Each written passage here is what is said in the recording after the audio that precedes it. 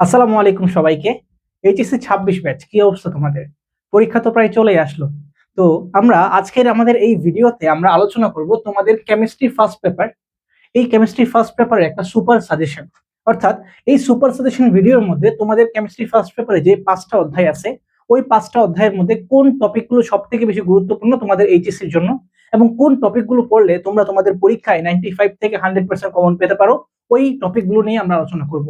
তো এইভাবে ধারাবাহিকভাবে chemistry first paper, second paper, physics first, physics second, এভাবে হচ্ছে তোমাদের প্রত্যেকটা সাবজেক্ট নিয়ে আলোচনা করার চেষ্টা করব। ঠিক আছে? আচ্ছা, তাহলে চলো আমরা শুরু করি। সো আমরা জানি যে আমাদের কেমিস্ট্রি ফার্স্ট পেপারের মধ্যে আমাদের 5টা অধ্যায় আছে। কি কি আছে? 1 নম্বর আছে ল্যাবরেটরি, 2 নম্বর আছে গুণগত রসায়ন, 3 নম্বর আছে মৌল, 4 নম্বর রাসায়নিক পরিবর্তন এবং 5 নম্বর কর্মমুখী রসায়ন। সো এই চ্যাপ্টার গুলো হচ্ছে অনেক বড়, তাই না? অনেক বিশাল, অনেকগুলো টপিক আমাদের পড়তে হয়। বাট আজকের এই ভিডিওতে আমরা চেষ্টা করব যে এমন কিছু টপিক তোমাদেরকে সিলেক্ট করে দেওয়ার, যেই টপিকগুলো থেকে কোথায় কোন বোর্ডে প্রশ্ন আসছে ওগুলো আমরা দেখবো, এবং কত বেশি ইম্পর্টেন্ট এটাই আমরা দেখবো। ঠিক আছে? আচ্ছা, তাহলে চলো আমরা শুরু করি। আমাদের সবার আগে যেটা আছে সেটা হচ্ছে আমাদের ল্যাবরেটরি নিরাপদ ব্যবহার, যেটা আমাদের চ্যাপ্টার নাম্বার 1। ঠিক আছে? সো এই চ্যাপ্টারটা আমরা ম্যাক্সিমাম ক্ষেত্রে দেখা যায় আমরা স্কিপ করি, তাই না? যে খুব একটা পড়া লাগে না। বাট এখানে কিন্তু বেশ কিছু টপিক আছে যেগুলো আমাদের একটু পড়তে হবে। তো কি কি টপিক? 1 নম্বর টপিকটা দেখো, আমাদের হ্যাজার্ড সিম্বল। হ্যাজার্ড সিম্বল কোনগুলো তোমাদের কি মনে আছে? আমরা এসএসসি থেকে পড়ে আসতেছি, কয়েকটা আমরা সংকেত দেখতাম, কয়েক ধরনের পদার্থ, দাহ্য পদার্থ, বিস্ফোরক পদার্থ, হ্যাঁ, পরিবেশ বান্ধব পদার্থ, তেজস্ক্রিয় পদার্থ। এই সিম্বলগুলো হচ্ছে হ্যাজার্ড সিম্বল। তো এই সিম্বলগুলো আমার জানা লাগবে। কেন জানা লাগবে? তো এই সিম্বলগুলো থেকে আমার এমসিকিউ আসতে পারে, ঠিক আছে, আবার কখও আসতে পারে। ঠিক আছে? তাহলে এই সিম্বলগুলো থেকে আমার কি কি জানা লাগবে এটা একটু চলো লিখে ফেলি। 1 নম্বর জিনিস জানা লাগবে সেটা হচ্ছে আমার এই সিম্বলগুলো, এগুলো দেখতে কেমন। ঠিক আছে? 2 নম্বর যেটা জানা লাগবে এদের নাম, নেম। ওকে। আর 3 নম্বর যেটা জানা লাগবে সেটা হচ্ছে আমাদের এক্সাম্পল। এক্সাম্পল বলতে তেজস্ক্রিয় পদার্থের এক্সাম্পল কি কি, হুম, দাহ্য পদার্থের এক্সাম্পল কি কি, এই ধরনের এক্সাম্পল গুলো আমার জানা লাগবে। বুঝতে পারছো? ওকে। 2 নম্বর যেটা আমরা 2 স্টার দিয়েছি সেটা হচ্ছে আমাদের বিশ্লেষণ পদ্ধতি এবং ব্যালেন্স। তোমরা জানো তোমাদের বইয়ের মধ্যে যদি তোমরা একবার রিডিং করে থাকো, এবং মাস্ট একবার রিডিং করবে কিন্তু চ্যাপ্টারটা। সো এই বিশ্লেষণ পদ্ধতি, বেশ কিছু ধরনের বিশ্লেষণ পদ্ধতি আছে, যেমন ম্যাক্রো, মাইক্রো, সেমি ম্যাক্রো, এসব এসব তোমার পড়া লাগবে। ঠিক আছে? কেন পড়া লাগবে হয়তো খ নাম্বারে আসতে পারে। ঠিক আছে? একটু বেসিক গুলো বুঝতে হবে যে জিনিসগুলো আসলে কিভাবে কাজ করে। আচ্ছা, তারপর হচ্ছে ব্যালেন্স। বিভিন্ন ধরনের ব্যালেন্স আছে, হ্যাঁ, যেমন পলভঙ্গি ব্যালেন্স আছে, বেশ কয়েক ধরনের স্কেল আছে, 2 ডিজিট, 4 ডিজিট, এগুলো একটু থিওরিটিক্যাল জিনিসগুলো পড়তে হবে। ঠিক আছে? তো এখান থেকে কেমন আসবে? এখান থেকে আমাদের থিওরি অথবা ম্যাথ আসবে। ঠিক আছে? থিওরি প্লাস ম্যাথ দুটি আসতে পারে। ঠিক আছে? আচ্ছা, 3 নম্বরে যেটা দেখতেছো সেটা হচ্ছে ঘনমাত্রা ও টাইট্রেশন। তো এই টপিকটা আমরা কোথায় পড়ি বলতো? এই টপিকটা হচ্ছে আমরা সেকেন্ড পেপার চ্যাপ্টার 3, মানে পরিমাণগত রসায়নে পড়ি। সো ওই বেসিক দিয়ে তোমরা কিন্তু এটা কভার হয়ে যাবে, এই চ্যাপ্টারের জন্য আলাদাভাবে পড়া দরকার নেই। ঠিক আছে? কিন্তু এই চ্যাপ্টার থেকে আমাদের এই টপিক থেকে প্রশ্ন আসে। কোথায় আসছে দেখো, অলরেডি 13 বার আসছে। 2019, 2017, 16, 15, 16 করে শুরু করে অলরেডি 13 বার তোমাদের বোর্ডে আসছে, মানে গ নাম্বার এবং ঘ নাম্বারে মিলাই আর কি। টোটাল 13 বার আসছে। তো এই টপিকটা একটু জানতে হবে। তো এখন কথা হচ্ছে এই টপিকটা আমি কি পড়বো? এটা তো আমরা পরিমাণে পড়ছি, তাই না? তো পরিমাণে যে বেসিকটা পড়ছো ওইটাই এনাফ। এই চ্যাপ্টারের জন্য কি করতে পারো, এই যে 19, 17, 16, 15, এই কোয়েশ্চেন গুলো একটু বের করবা। কোয়েশ্চেন গুলো বের করে একটু যে ট্রাই করবে যে আমি পারতেছি কিনা। এখন একটা প্রবলেম হইতে পারে যে অনেকের কাছে এই প্রশ্নগুলো না থাকতে পারে, অথবা তোমাদের কোনো যদি প্রবলেম থাকে, মানে কোনো প্রশ্ন নাই, অথবা কোনো টপিকে ঝামেলা, যে তোমার মনে হচ্ছে যে আমি এই টপিকটা হয়তো পারি না, অথবা দ্রাব্যতা টপিকটা হয়তো পারি না, বা হয়তো ম্যাথ করতে গেলে একটু ঝামেলা হচ্ছে, অথবা আমি বেসিকটা বুঝি না। তো তোমাদের কাজ কি?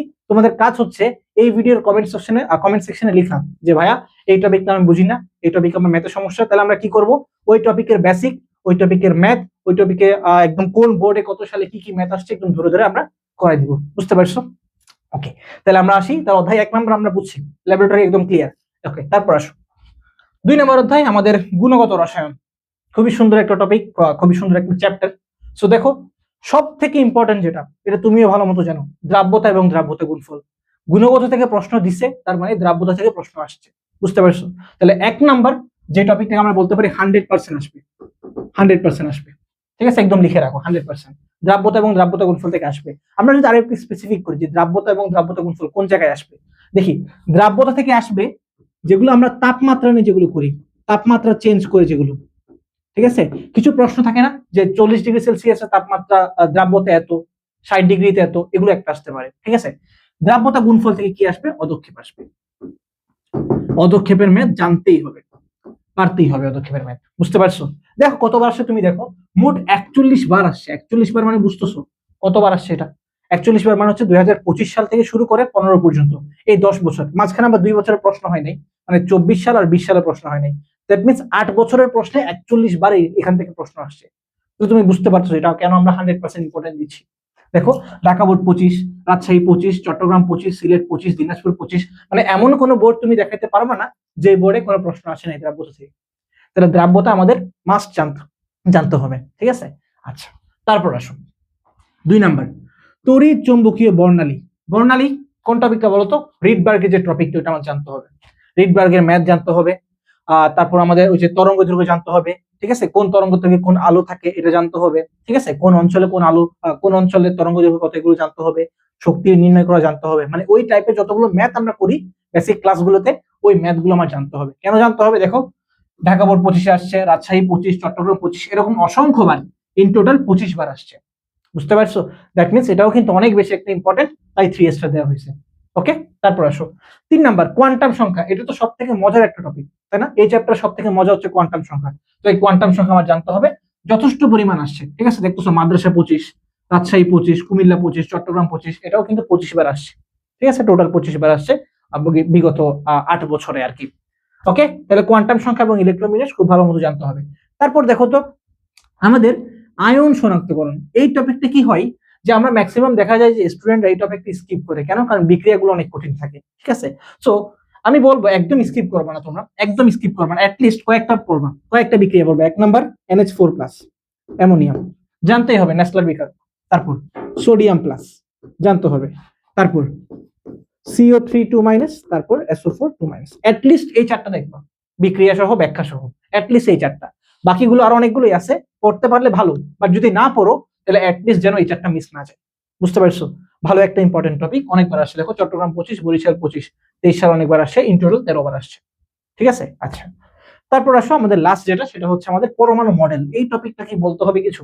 এই টপিকটা সেই এসএসসি থেকে পড়ে আসতেছো, 9-10 থেকে, রাদারফোর্ড বোর্ড। তো এমন যেন না হয় যে তুমি এসএসসি তে পড়ছো তাই একদম অবহেলা করি, এমন যেন না হয়। কি করতে হবে? একটু পড়তে হবে, একটু রিডিং করবো ভালো মতো, মাথার মধ্যে সেট করবা যে পরীক্ষায় যদি আসে তাহলে যেন আমি লিখতে পারি। কিভাবে লিখতে পারি? রাদারফোর্ডের কি কি ব্যাখ্যা নিয়ে আলোচনা করছে, পয়েন্ট আকারে লিখতে পারতেছি কিনা, রাদারফোর্ডের সাফল্য কোথায়, তারপর আর বোরের সাফল্য কোথায়, সীমাবদ্ধতা কোথায়, এগুলো আমি কি লিখতে পারতেছি কিনা পয়েন্ট আকারে, এগুলো একটু মাথায় রাখবা, ঠিক আছে? তাইলেই হয়ে যাবে। এটাও ভালো পরিমাণ আসছে, 25-এ 2 বার আসছে, 23-এ আসছে 2 বার, ইন টোটাল 7 বার আসছে, ঠিক আছে? তো আশা করি আমাদের গুণগত রসায়ন ফুল কমপ্লিট, ঠিক আছে? বারবার একই কথা বলতেছি যে এমন যদি কোনো টপিক থাকে যে টপিকটা তুমি পারো না বা তোমার একটু সমস্যা আছে, ঠিক আছে, তখন তোমরা কি করবা, এটাকে তোমরা কমেন্টে জানাবা। কারণ তোমার দুর্বলতা কোথায় কোথায় এটা কিন্তু আমি জানি না, এটা তোমার টিচাররাও জানে না, এটা সব থেকে ভালো জানে তুমি, ঠিক আছে? তার কারণে যেই টপিকটা মনে হবে যে একটু আমার সন্দেহ হচ্ছে, একটু হয়তো বা কয়েকটা ম্যাথ প্র্যাকটিস করলে ভালো হইতো, বা একটু বা রিভিশন করলে মনে হয় ভালো হইতো, ওইটা আমাদেরকে কমেন্টে জানাবা। তাহলে আমরা ওইটা নিয়ে সম্পূর্ণ ফ্রিতে ভিডিও দেব, ঠিক আছে? নেক্সট আসো আমাদের অধ্যায় নাম্বার 3, মৌলের পর্যায়বৃত্ত ধর্ম। ওকে, এই চ্যাপ্টারে সব থেকে ইম্পর্টেন্ট হট টপিক একদম সংকরায়ন, জানতেই হবে। সংকরায়ন জানতেই হবে। সংকরায়নের মধ্যে এখানে আমি যদি বোর্ডগুলো রাখি নেই, কারণ এখানে অসংখ্যবার বোর্ড আসছে, ঠিক আছে? এত রেখে তো লাভ নেই। কোন টপিকগুলো ইম্পর্টেন্ট রাখছি দেখো তো। সংকরায়নের মধ্যে বন্ধন কোন ইম্পর্টেন্ট, কেমন বন্ধন কোন ইম্পর্টেন্ট, সেটা হচ্ছে একটা প্রশ্ন খেয়াল করো। মনে করো আমি তোমাকে বললাম এই টাইপের প্রশ্ন দেখবা যে CH4H2O NH3, প্রশ্ন আসবে উদ্দীপকের 3টি যৌগের সংকরায়ন একই হলেও বন্ধন কোণের মান ভিন্ন, কেন? ব্যাখ্যা করো। খুব ভালো মতো ব্যাখ্যা করতে হবে, ঠিক আছে? একদম বেসিক থেকে অ্যাডভান্স পর্যন্ত জানতে হবে। সংকরায়নে যত ডিপে যাওয়া যায়, যত এক্সাম্পল দেখা যায়, যত ব্যাখ্যা লেখা যায়, যত চিত্র আঁকা যায়। বুঝতে পারছো?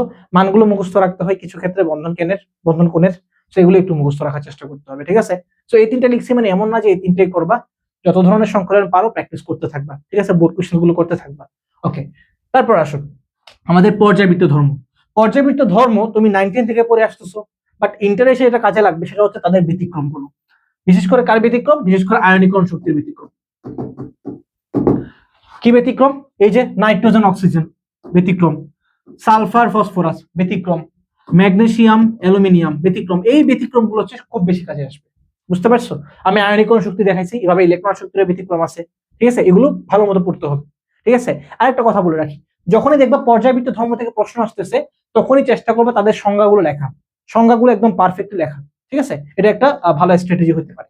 তারপর আসো আমাদের ব্লক থেকে আমি দুইটা টপিক রাখছি। ব্লক মানে তোমাদের এস ব্লক, পি ব্লক এবং ডি ব্লক। এখানে কিন্তু আমরা অনেকগুলো প্রশ্ন পড়ছি, তাই না? এস ব্লকে আমরা পড়ছি যে সোডিয়ামকে কেন কেরোসিন রাখতে হয়। তারপর আমরা পি ব্লকে পড়ছি যে আদ্র বিশ্লেষণ। তারপর পড়ছি যে কার্বন ডাইঅক্সাইড গ্যাস কিন্তু সিলিকন ডাইঅক্সাইড কেন কঠিন, এসব পড়ছি। ডি ব্লকে পড়ছি জটিল যৌগ, রঙিন যৌগ। সো এই টপিকগুলো থেকে আমি দুইটা জিনিস রাখছি, একটা হচ্ছে আমার রঙিন যৌগ, একটা হচ্ছে আমার আদ্র বিশ্লেষণ। এই দুটো ইম্পর্টেন্ট, ঠিক আছে? আমার কাছে মনে হচ্ছে এই দুইটা থেকে আসতে পারে। তাই বলে এমন না যে বাকিগুলো তুমি স্কিপ করবা, বাট এই দুটো সব থেকে বেশি ইম্পর্টেন্ট। কেমন? এই যে উদাহরণ প্লাস ব্যাখ্যা খুব ভালো মতো লিখতে হবে, ঠিক আছে? আদ্র বিশ্লেষণ কোনটা? ওই যে CCl4 হয় না, বাট SiCl4 হয়। কেন হয়? কারণ এটাতে ফাঁকা ডি অরবিটাল আছে। তো আমি একদম ব্যাখ্যাতে যাচ্ছি না। যদি তোমাদের কোনো প্রবলেম থাকে তোমরা কমেন্টে জানাবা, আমরা ওই টপিক নিয়ে তখন ভিডিও দিব, একদম বোর্ড কোশ্চেন সহ দিব। নেক্সট, পোলার আয়ন অর্থাৎ ফাজানের নীতি। এই ফাজানের নীতি থেকে খুব সুন্দর সুন্দর প্রশ্ন আসে এবং 2025 সালে মেবি দিনাজপুর বা যশোর বোর্ড একটা প্রশ্ন আসছে যে FeCl2 FeCl3 এই দুইজনের মধ্যে কার সমযোজী বৈশিষ্ট্য বেশি। তো তোমার প্রশ্ন দেখে বুঝতে হবে যেটা কোন টাইপের মধ্যে পড়ছে, ঠিক আছে? তখনই তুমি ভালো মতো অ্যান্সার করতে পারবা। তাইলে এই ফাজান থেকে দেখো তিনটি নিয়ম আছে এবং উদাহরণগুলো ভালো মতো প্র্যাকটিস করতে হবে। তিনটি নিয়ম কি কি ছিল? ওই যে ক্যাটায়নের আকার কম হইতে হবে, মানে ছোট হইতে হবে, অ্যানায়নের আকার বড় হতে হবে, তারপর কি ছিল আরেকটা যেন চার্জ ঘনত্ব বেশি হতে হবে বা চার্জ বেশি হতে হবে, ঠিক আছে? এই তিনটা হচ্ছে মেইন আর কি, আরেকটা ছিল যদিও। ওকে, তারপর আসো হাইড্রোজেন বন্ধন। হাইড্রোজেন বন্ধন নিয়ে আমরা একটু ডিটেলসে যাব, ঠিক আছে? যেহেতু প্রশ্নটা আসে, মানে ভালো পরিমাণে প্রশ্ন আসে এখান থেকে, তাই একটু ডিটেলসে গিয়ে পড়তে চেষ্টা করবা। কি কি ডিটেলস জানতে পারো? একটা হচ্ছে এটাকে দুই ভাগে ভাগ করা হয়, একটা হচ্ছে আন্তঃ আণবিক, একটা হচ্ছে অন্ত আণবিক। আন্তঃ আণবিক এবং অন্ত আণবিকের এক্সাম্পল ওই যে প্যারা, অর্থ, এগুলো একটু জানতে হবে, ঠিক আছে? কোনটার গলনাঙ্ক বেশি, স্ফুটনাঙ্ক বেশি, এটা একটু জানতে হবে, ঠিক আছে? তারপর হাইড্রোজেন বন্ধন গঠন করে কি? অক্সিজেন, ফ্লোরিন এবং নাইট্রোজেন, তিনজন। কার শক্তি বেশি? তারপর তড়িৎ ঋণাত্মকতার পার্থক্য, এগুলো একটু ভালো মতো জানতে হবে, ঠিক আছে? হাইড্রোজেন বন্ধন একদম বেসিক থেকে অ্যাডভান্সে গিয়ে একদম প্রশ্ন সলভ পর্যন্ত করতে হবে, ঠিক আছে? যেহেতু দেখো এত বড় একটা অধ্যায়, বাট আমরা রাখছি মাত্র 5টা টপিক। 5টা টপিক রাখছি মানে এই 5টা টপিকে যেন কোনো কিছু বাদ না যায় তোমার, ঠিক আছে? একদম 5টা টপিক শুরু থেকে শেষ পর্যন্ত একদম খেয়ে ফেলতে হবে, ঠিক আছে? আচ্ছা আসো 4 নম্বর অধ্যায়, রাসায়নিক পরিবর্তন। রাসায়নিক পরিবর্তনে কি করতে হবে দেখো। রাসায়নিক পরিবর্তন, বাফার এবং পিএইচ খুব ইম্পর্টেন্ট একটা টাইপ, খুব ইম্পর্টেন্ট। বাফার এবং বাফারের ক্রিয়া কৌশল লিখতে হবে, একদম থিওরি প্লাস বিক্রিয়া ভালো মতো লিখতে হবে, এবং পিএইচ এর ম্যাথ লিখতে হবে, ঠিক আছে? পিএইচ এর ম্যাথ দেখো তো, পিএইচ এর ম্যাথ কতবার আসছে? ঢাকা বোর্ড 25, রাজশাহী 25, চট্টগ্রাম 25, 19 বার গতে আসছে, 22 বার ঘতে আসছে। বুঝতে পারছো অ্যামাউন্টটা? বুঝছো তুমি? 19 বার গতে এবং 22 বার ঘতে। দ্যাট মিনস রাসায়নিক পরিবর্তন থেকে প্রশ্ন আসলে বলা যায় 95% বলা যায় বাফার এবং পিএইচ থেকে আসবে। বুঝতে পারছো? তার সাথে সাথে ইম্পর্টেন্ট আমার ক্যাপিকেসি আছে। ক্যাপিকেসি যে ম্যাথগুলো একটু টাইপ ভিত্তিক করে করলে তোমাদের এই চ্যাপ্টারের মধ্যে টোটাল 5টা বা 6টা বিক্রিয়া আছে। এই 5টা বা 6টা বিক্রিয়া যদি ভালো মতো করতে পারো বেসিক সহ, ক্যাপিকেসি তোমার জন্য পান্তা ভাত, কিছুই না, ঠিক আছে? ক্যাপিকেসির ম্যাথগুলো একদম ইজি। দেখো অনেকবার আসছে, রাজশাহী 25, চট্টগ্রাম 25, অনেকগুলো 25-এ আসছে এবং টোটাল 29 বার আসছে, মানে 8 বছরে 29টা প্রশ্ন আসছে। দ্যাট মিনস এটা হিউজ পরিমাণ অ্যামাউন্ট। তারপর লা শাতেলিয়ার নীতি, 19-এর টপিক, বাচ্চাকাল থেকে লিখে আসতেছো, এখানেও লিখতে হবে, মানে অবহেলা করার কিছু নাই। যেহেতু 19-এ পড়ছো এখানে যে আসবে না এমন না, অনেকবার আসছে। চট্টগ্রাম 25, বরিশাল 25, কুমিল্লা 25, ঢাকা 23, ইন টোটাল 16 বার আসছে। তার মানে যদিও বাচ্চাকালের টপিক, 19-এর টপিক, বাট এখানেও কিন্তু ভালো পরিমাণে ইম্পর্টেন্ট। বুঝতেছো? ওকে, তারপর আসো বিক্রিয়ার হার এবং সক্রিয়ণ শক্তি। এই টপিকটা তোমাদের শর্ট সিলেবাসে ছিল না, ঠিক আছে? মানে বিগত যে কয়েক বছর শর্ট সিলেবাসের পরীক্ষা হয়েছিল তখন ছিল না, ফুল সিলেবাসে ছিল। তো তুমি যদি এখানে ম্যাথ এবং থিওরি আসে, বিক্রিয়ার হারের ম্যাথ আসে, ঠিক আছে? তো তুমি যদি একটু 19, 17, 18, 16 এই প্রশ্নগুলো বের করো, তখন দেখবে এখান থেকে তুমি ম্যাথ প্লাস থিওরি দুইটাই পাচ্ছ, ঠিক আছে? তো এই টপিক দুইটা ভালো মতো পড়তে হবে, একদম বেসিক সহ ভালো মতো পড়তে হবে, ঠিক আছে? তাহলে আমরা দেখলাম যে আমাদের রাসায়নিক পরিবর্তন আর কি, এই চ্যাপ্টার থেকে কি কি আসতে পারে। ওকে, ঠিক আছে। তাহলে আমরা মাত্র 4টা টাইপে শেষ করলাম। এরপর আসে আমাদের লাস্ট চ্যাপ্টার, যেটা কর্মমুখী রসায়ন। কর্মমুখী রসায়নে কি পড়তে হবে? 1 নাম্বার কর্মমুখী রসায়নের মেইন টপিক ভিনেগার। এই যে 1 নাম্বার ভিনেগার ও ভিনেগারের ক্রিয়া কৌশল, ঠিক আছে? ভিনেগার তৈরি, ভিনেগার কিভাবে কাজ করে, কিভাবে ব্যাকটেরিয়া মারে, কিভাবে জীবাণু মারে, এসব কথাবার্তা তোমার জানতে হবে, ঠিক আছে? তারপর আসো প্রিজারভেটিভস, মানে খাদ্য সংরক্ষক, ঠিক আছে? যেগুলো দিয়ে আমরা খাদ্য সংরক্ষণ করি, দুই ভাবে হইতে পারে, একটা কৃত্রিম, একটা প্রাকৃতিক। এসব একদম ডিটেইলস আমরা দেখতে হবে, ঠিক আছে? কোন প্রিজারভেটিভস এর এক্সাম্পল কি কি। আরেকটা এটা হচ্ছে খাদ্য নিরাপত্তা, খাদ্যকে কিভাবে আমরা নিরাপদ রাখতে পারি, এটা এই সম্পর্কে একটু থিওরিটিক্যাল আলোচনা আছে, ওগুলো তোমার পড়তে হবে, ঠিক আছে? বিশেষ করে যে কৌটাজাতকরণ নামে একটা টপিক আছে, ওই টপিকটা পড়তে হবে। তারপর দেখো 3 নাম্বার টপিকটা খুব বেশি ইম্পর্টেন্ট না, 2 স্টার দেওয়া হয়েছে, সাসপেনশন এবং কলোইড, এই দুটো একটু ইম্পর্টেন্ট বেশি। ঠিক আছে, এই দুইটা একটু ডিটেইলসে জানতে হবে যে জিনিসটা আসলে কি, কিভাবে কাজ করে। ঠিক আছে, তাহলে আমরা দেখলাম যে কোন চ্যাপ্টার থেকে কি কি ইম্পর্টেন্ট। কর্মমুখী রসায়নে দেখলাম ভিনেগার, প্রিজারভেটিভস এবং সাসপেনশন, এই তিনটে ইম্পর্টেন্ট। ঠিক আছে, আচ্ছা, তো এই পিডিএফটা তোমরা কিভাবে পাবা? এই পিডিএফটা হচ্ছে তোমরা কমেন্ট করবা, তাহলে কমেন্ট আমরা তোমাকে দিয়ে দিব, অথবা ডিসক্রিপশন বক্সে চেক করতে পারবা, ওখানে পেয়ে যাবে। ঠিক আছে, তাহলে আমরা আজকের ভিডিওতে আলোচনা করছি রসায়ন প্রথম পত্র সুপার সাজেশন, যেখান থেকে তুমি 95 থেকে 100% কমন পাবাই পাবা। ঠিক আছে, কোনো মিস থাকবে না। তো এইভাবে হচ্ছে আমরা ইনশাআল্লাহ চেষ্টা করবো সবগুলো সাবজেক্টের সাজেশন দেওয়ার। সো এই জন্য কি করতে হবে, আমাদের চ্যানেলের সাথে কানেক্টেড থাকতে হবে। আমাদের Facebook page, Facebook group, YouTube channel সবকিছু লিংক তোমরা ডিসক্রিপশন বা কমেন্ট বক্সে পেয়ে যাবা। তোমাদের কাজ আমাদেরকে সাবস্ক্রাইব করে দিতে হবে এবং ফলো করে আমাদের পাশে থাকতে হবে। তো ইনশাআল্লাহ দেখা হবে আমাদের অন্য কোনো ভিডিওতে। আসসালামু আলাইকুম।